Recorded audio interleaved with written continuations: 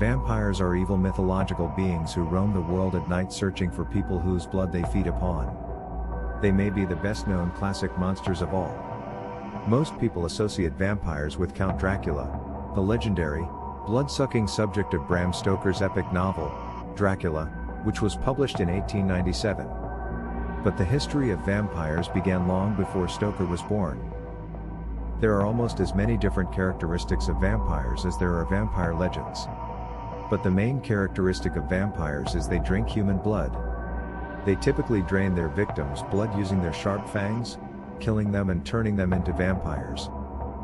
In general, vampires hunt at night since sunlight weakens their powers.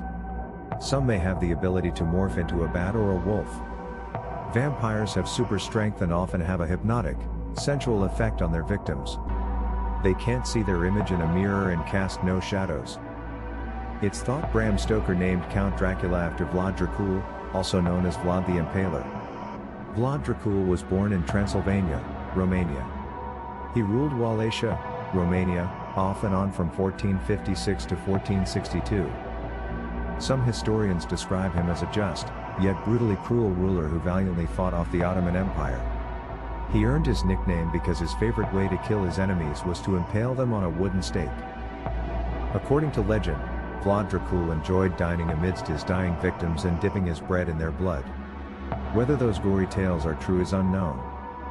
Many people believe these stories sparked Stoker's imagination to create Count Dracula, who was also from Transylvania, sucked his victims' blood and could be killed by driving a stake through his heart. But, according to Dracula expert Elizabeth Miller, Stoker didn't base Count Dracula's life on Vlad Dracula. Nonetheless, the similarities between the two are intriguing. Vampire superstition thrived in the Middle Ages, especially as the plague decimated entire towns. The disease often left behind bleeding mouth lesions on its victims, which to the uneducated was a sure sign of vampirism. It wasn't uncommon for anyone with an unfamiliar physical or emotional illness to be labeled a vampire. Many researchers have pointed to porphyria, a blood disorder that can cause severe blisters on skin that's exposed to sunlight, as a disease that may have been linked to the vampire legend. Some symptoms of porphyria can be temporarily relieved by ingesting blood. Other diseases blamed for promoting the vampire myth include rabies or goiter. When a suspected vampire died, their bodies were often disinterred to search for signs of vampirism. In some cases, a stake was thrust through the corpse's heart to make sure they stayed dead. Other accounts describe the decapitation and burning of the corpses of suspected vampires well into the 19th century. Mercy Brown may rival Count Dracula as the most notorious vampire. Unlike Count Dracula, however, Mercy was a real person.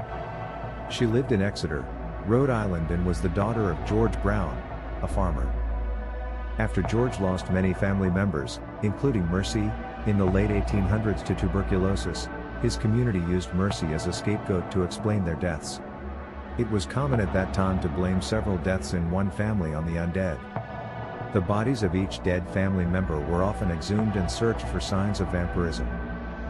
When Mercy's body was exhumed and didn't display severe decay, not surprising, since her body was placed in an above-ground vault during a New England winter, the townspeople accused her of being a vampire and making her family sick from her icy grave.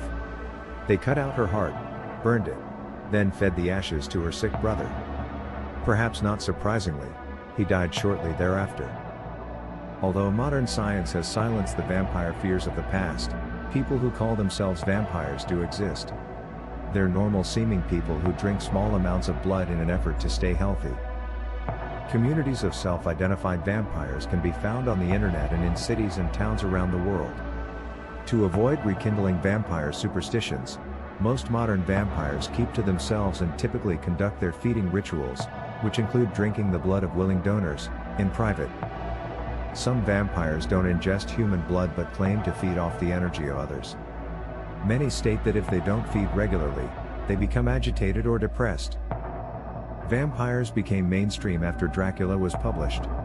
Since then, Count Dracula's legendary persona has been the topic of many films, books and television shows.